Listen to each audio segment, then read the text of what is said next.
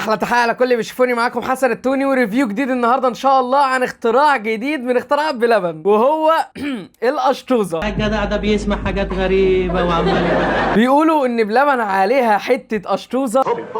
المهم انا وصلت فرع ال20 فيصل عشان نجرب الاختراع بتاعهم، فتعالوا نشوف القشطوزه بتاعت بلبن بتقولي. طلبت قشطوزه نوتيلا وسعرها 55 جنيه، حاطين عليها تاريخ انتاج وصلاحيه وانه المده 3 ايام، بغض النظر انه مش باين التواريخ، بس ده شيء كويس منهم. ايه بقى القشطوزه دي؟ هي عباره عن كريمه تشيز، قشطه، بسكوت، ولوز محمص، كل ده خليط واحد ومعمول زي ما انتم شايفين. يعني هي من الاخر تشيز كيك بس سبريد كده، وبينزل عليها اي صوص تحبه، ومن فوق بولة ايس كريم فانيليا. بدات ادوق اول حاجه الايس كريم، كان طعمه رايق جدا الحقيقه، ما توقعتش كده. بعدها دوست بقى في الميكس كله، حقيقي الميكس على بعضه لطيف جدا. القشطوزه ساده كده، طعمها حلو قوي، وطعم الجبنه باين فيها. اللي ضايقني شويه انه تيلا مسكره اوفر، لازم ياخدوا بالهم من ده، لانه كنت بدات خلاص بجزع من 3 او 4 معلقه. ولكن الطعم الاجمالي في الحقيقه حلو جدا، وممكن تجربه كده كتغيير، بس انصحك تجرب القشطوزه ساده او بصوص غير النوتيلا. لو عجبك الفيديو ما تنساش بقى تعمل لنا لايك وشير، واستنوا اللي جاي ان شاء الله.